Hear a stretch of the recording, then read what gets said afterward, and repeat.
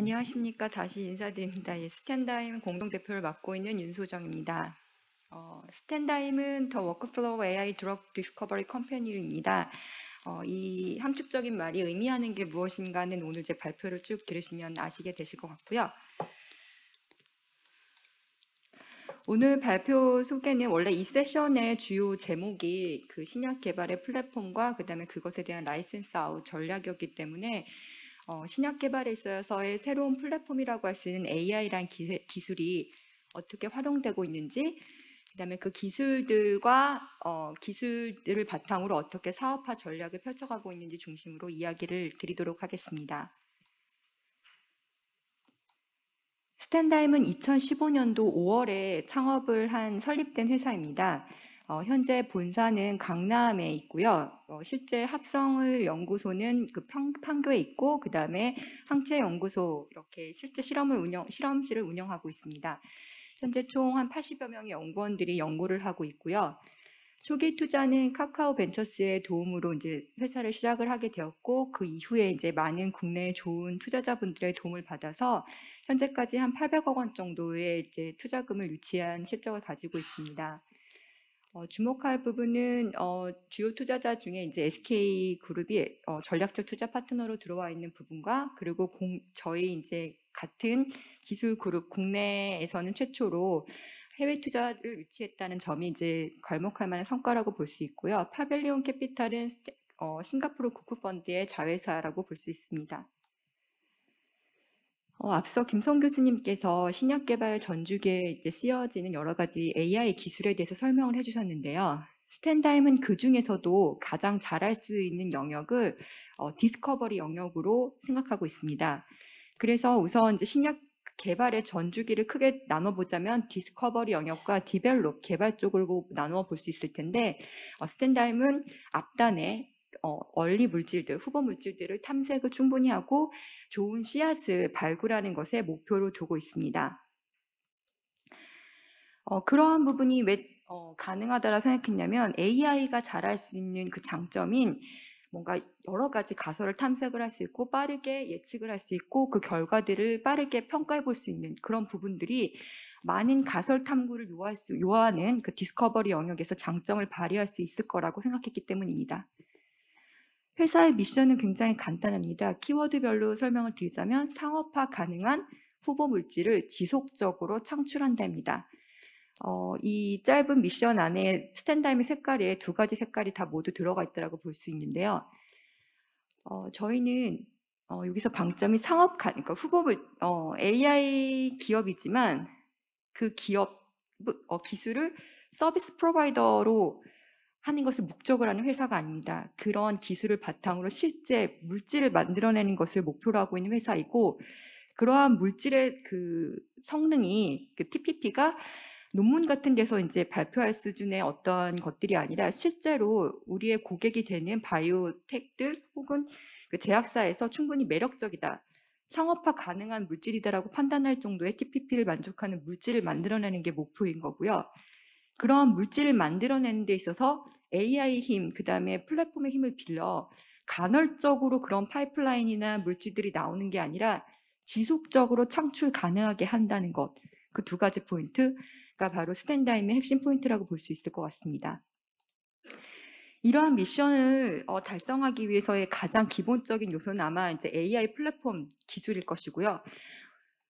그 기술에 대해서 크게 저희는 세 가지 카테고리의 기술을 가지고 있습니다. 첫 번째로는 질병에서의 유효한 타겟이 무엇인가, 어떻게 보면 바이올로지를 이해하는 AI 플랫폼이라고 생각하시면 될 것 같고요. 스탠다임 에스크는 그렇게 새로운 질병 안에서의 새로운 타겟을 발굴하는 플랫폼이고요.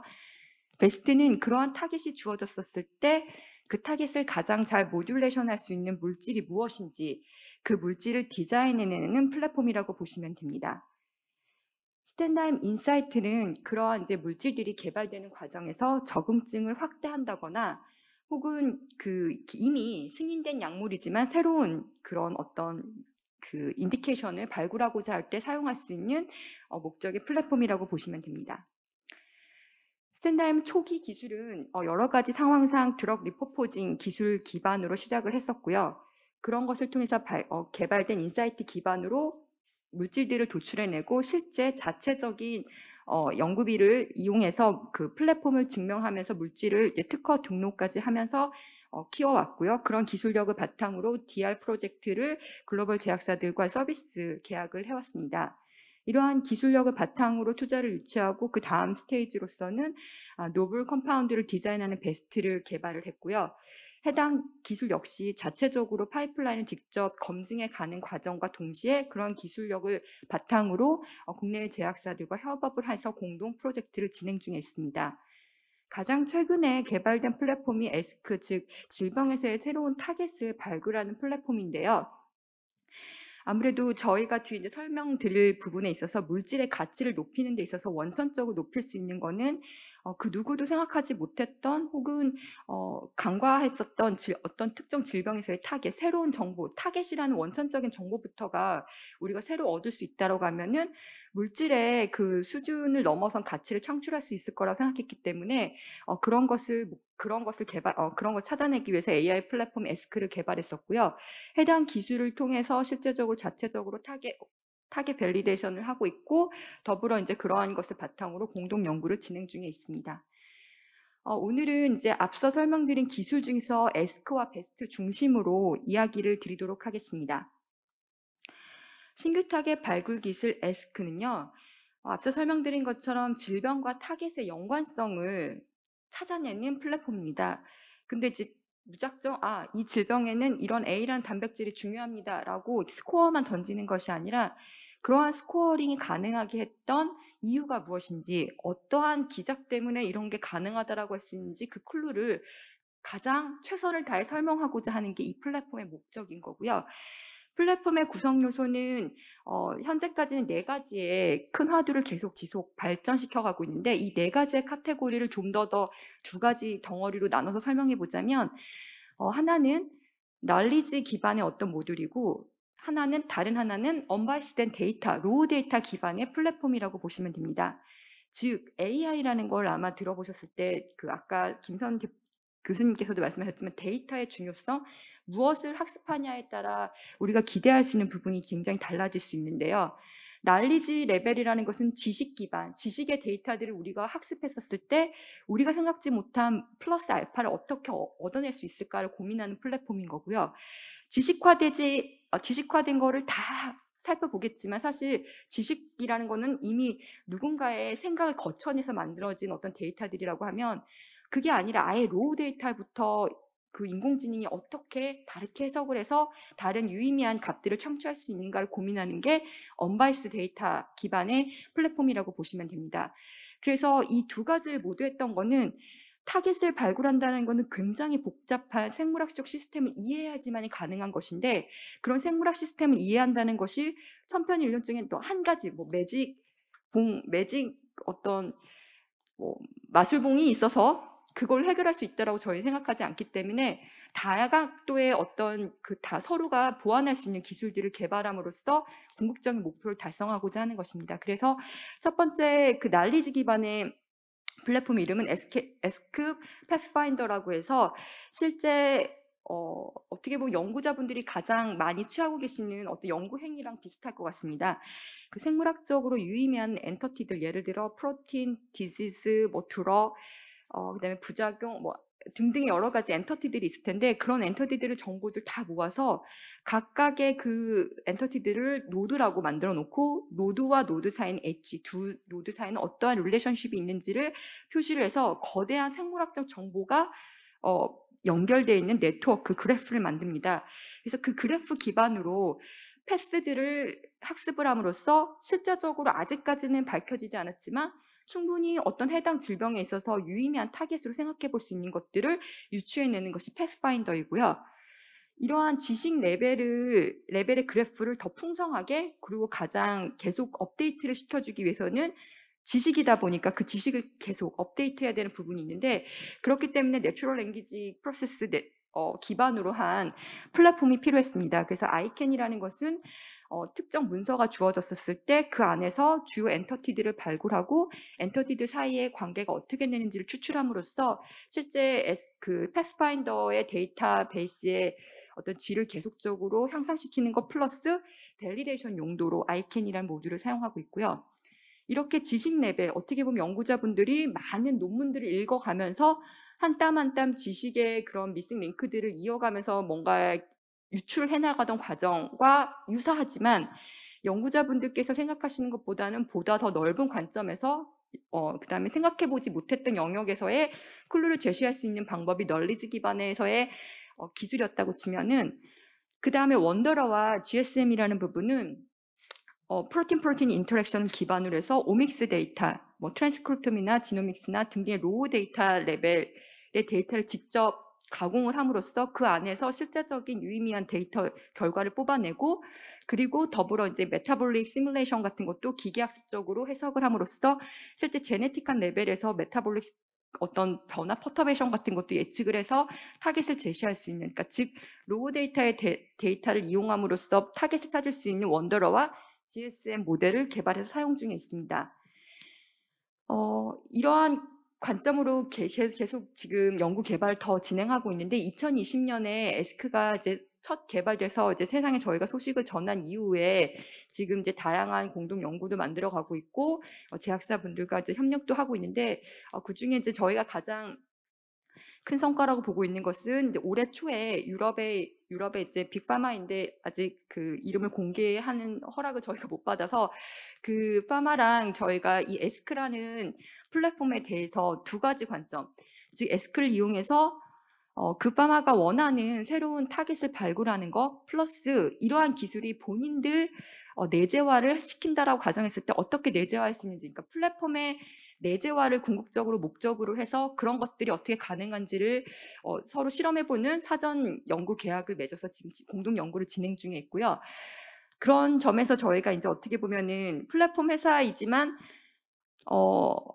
SS의 관점에서의 타겟도 이분들과 같이 연구를 할 수 있고, 또 저희의 플랫폼 기술을 내재화시키는 쪽으로도 사업화를 확장할 수 있는 부분에 있어서 되게 괄목할 만한 성과라고 생각을 하고 있습니다. 그리고 이제 학계와 그다음에 실제적으로 또 국내에서는 SK케미칼스와 특정 질병에 대해서 타겟 발굴 프로그램을 수행 중이고, 그 발굴된 타겟을 뒤에 설명드릴 베스트를 통해서 물질을 디자인해가는 협업이 이렇게 한 흐름에서 이루어질 수 있도록 하고 있습니다. 재미있는 포인트는 이 플랫폼은 저희 자체적으로 하는 부분도 있지만 SK CNC 분들과 같이 그 오픈 버전을 오픈했습니다. 그래서 2020년도 이제 오픈을 할 때 아이클랜 에스크라는 이름으로 오픈 버전, 그러니까 저희 에스크에서의 공개할 수 있는 정도 레벨의 어떤 모듈들을 공개를 해서 이런 게 관념적으로 막 AI 플랫폼 회사라고 하면 대부분들 기술은 설명을 해주시는데 그 기술이 뭔지 실체화가 안 돼서 되게 괴리감을 느끼시는 분들이 있는데, 다행히 뒤에 소개드릴 베스트는 사실 이렇게 실체화 하기에는 더 이상한 그런 구조의 그런 알고리즘이라고 한다면, 에스크 같은 경우는 저희가 지향했던 게 연구자분들이 실제적으로 눈으로 보면서 본인이 연구하는데 도구를 쓸 수 있는 플랫폼을 만드는 것을 목표로 했었기 때문에 그렇다면 이거는 더 유저들이 사용할 수 있는 방향으로 플랫폼을 만들어서 서비스를 해보자 해서 오픈 버전으로 지금 운영 중에 있습니다. 그래서 궁금하신 분들은 아이클로앤 에스크라고 구글링을 해보시면 오픈 버전에 대해서도 경험해 보실 수 있습니다. 신규 물질 생성 기술은 베스트이고요. 베스트의 신규 물질 생성은 크게 두 가지 부분이 있다고 보실 수 있을 것 같습니다. 뭐냐면 디자인을 해내야 된다. 그러니까 메디캠 여러분들이 생각하시는 거와는 영역을 더 넘어서 어떤 것을 디자인하는 모듈, 그다음에 그 디자인이 된 걸 무조건 다 제너레이션하는 건 의미가 없습니다. 그 제너레이션한 것 중에서 연구자들이 원하는 어떠한 스코어링을 만족하는 애들을 골라내야 되는 그 두 가지가 다 만족이 돼야지 물질이 만들어질 수 있습니다. 그런 관점에서 스탠다임의 베스트도 크게 이제 두 가지 기술이 다 들어가 있다고 볼 수 있는데요. 지금 포인트가 안 돼서 그런데 우선 디자인 관점에서는 캔맵이라고 하는 일종의 화합물의 구조를 가장 레프레젠테이션을, 어떻게 보면 화합물의 그 앱스트랙트한 정보를 가장 잘 인베딩하는 공간을 구성하는 게 가장 근본적인 저희 기술의 핵심인 거고요. 그러한 캔맵을 바탕으로 디자인하는 것이 갈라파고스라고 하는 모듈입니다. 그리고 거기서 자동화돼서 계속 어떤 특정 타겟이 주어졌을 때 디자인되는 부분이 있다라고 하면은, 그것에 대해서 스코어링하는 것은 액티비티를 예측하는 프라이머리 액티비티, 그러니까 물질의 단계에 따라서 hit이냐 리드냐에 따라서 서로 레졸루션이 달라지는데, 그런 부분들을 감안해서 스코어링하는 모듈들이 있고, 그 다음에 스코어링만이 활성만이 전부가 아니라 활성 이후에는 또 통과해야 될 여러 가지 부분들이 있는데, 저희는 인비트로 레벨에서의 실험들, 물성들, MS 스테빌리티나 허그 이니비션 부분들을 해체할 수 있는 것들에 초점을 두어서 물성 부분에서도 프로퍼티를 개선할 수 있는 모듈들을 개발하고 있습니다. 즉 디자인과 그 디자인된 것들을 유의미하게 스코어링할 수 있는 그 모듈들을 만들어지고 있고요. 핵심은 이것들이 모듈들이 그냥 각각이 있는 것이 아니라 이 모든 것을 아우르고 있는 플랫폼, 그러니까 베스트의 가장 큰 범위의 이름은 DMF라고 하는, 저희는 불 꺼진 공장이라고 하는데, 데이터 DB부터 이러한 것들을 수행하고 이러한 결과들이 실험을 받아서 실험 결과들이 정리되고 다시 그것들이 학습 자료로 쓰일 수 있는 것들을 모두 다 프레임을 만들어서 운영 중인 게 다큰 몰팩토리고요.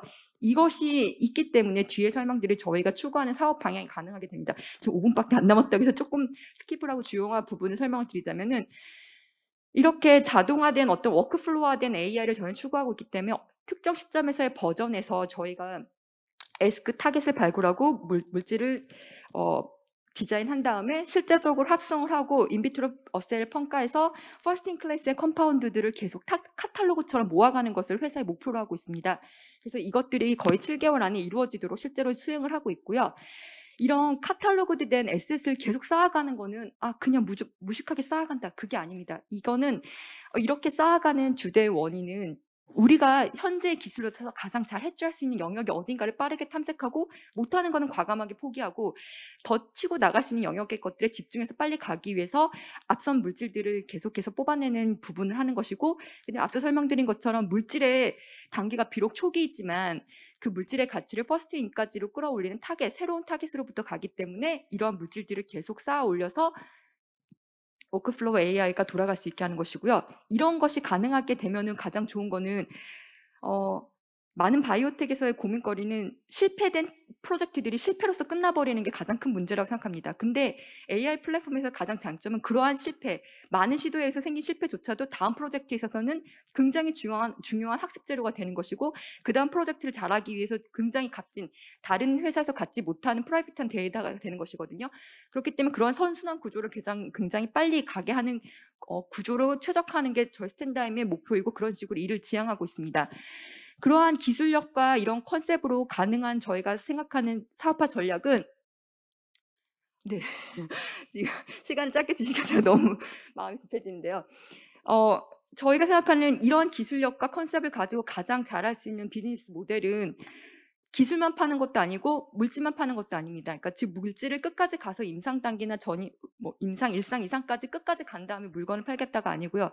아까 설명드린 것처럼 저희가 잘할 수 있는 타겟과 그거에 따른 물질들을 빠르게 만들어내서 일정 TPP 인비트로 레벨 이상에서 뭔가 리드 옵 단계 정도의 물질들을 빠르게 에셋화해서 만들어 놓은 다음에 그런 물질들을 마중물 삼아서 기술과 함께 패키지들을 하는 것이 저희 사업 모델의 궁극적인 목표이고요. 이러한 패키지들은 저희만 지금 외치고 있는 것이 아니라 실제적으로 글로벌한 트렌드입니다. 지금 보시는 것처럼 주요한 그 AI 텍 기업들이 기술만 팔아서 큰 빅딜을 만드는 것이 아니라 굉장히 얼리 물질, 기존의 그 바이오텍에서 바라봤을 때는 굉장히 앞단 물질, 이거 갖고 뒤까지 갈 수 있겠어 하는 레벨의 물질이지만, 이 물질에 대한 포텐과 플러스 이 물질을 계속 발전시킬 수 있는 기술력을 같이 높게 평가해서 그걸 패키지 딜에서 큰 딜들을 만들어내고 있고, 그런 것도 스탠드엠이 지향하고 있는 모델로서 그 부분을 계속 가고 있습니다. 이런 것이 가능하게 하고 있는 데서는 한 5가지 종목을 아주 빠르게 훑어드리겠는데요. 아까 김선 교수님께서 말씀하셨던 건 인력의 구성. 저희는 AI 기술이 텍 기업이지만 AI 사이언티스트만 있는 게 아니라 이런 것들 실제로 거래 가능한 물질로까지 TPP를 만족시키기 위해서 제약 산업에서 정말로 발로 뛰셨던 프로젝트를 리딩하셨던 분들이 같이 와서 그 밸런스된 인적 구성하에서 프로젝트들을 수행 중에 있고요. 그리고 앞서 말씀드린 것처럼 AI의 강점은 실패 또한 성공의 지름길이 되게 하는 그 데이터가 될 수 있는데, 그런 것들을 빠르게 해볼 수 있는, 저희는 그 스케일, 많이 해볼 수 있는 스케일업 할 수 있는 플랫폼이 있어야 됩니다. 그래서 저희는 지금 2018년도 이후 2022년까지 52개의 프로그램을 계속 진행 중에 있고요. 실제 그런 것을 바탕으로 국내 기업들과 파트너십을 구축하고 있고, 그다음에 이런 것들을 높이 평가받아서 실제로 글로벌 탑 10이라고 탑 리딩 그룹이라고 할 수 있는 인실리코 메디슨과 슈러딩거에 투자를 했었던 파빌리온 캐피탈에서 동종 섹터에서 세 번째 기업으로 스탠다임을 선택해서 투자를 했고요. 그다음에 이거는 2022년도 1분기에 DPI라고 하는 빅파마 인텔리전스라고 하는 리포트 영국 그 주요 리포트 발간지에서 이제 발표한 거에서 저희가 40등 그러니까 글로벌 탑 40 안에 있는 리딩 기업으로서 뽑혔고요. 보신 바와 같이 저희가 지향하는 엔드투엔드 AI 섹터에서 스탠다임 이름 올렸습니다. 같은 그 섹터 안에 앞서 설명드렸던 임상까지 간 엑사이언시아나 인실리코 메디슨이 이렇게 포지션되어 있는 그룹핑의 스탠다임도 그 기술력을 자랑하고 있고요. 이러한 기술력을 바탕으로 계속 이제 좋은 성과를 올해 그다음 내년 계속 가고자 합니다. 제가 너무 숨가쁘게 말씀드린 것 같은데, 네, 들어주셔서 감사합니다.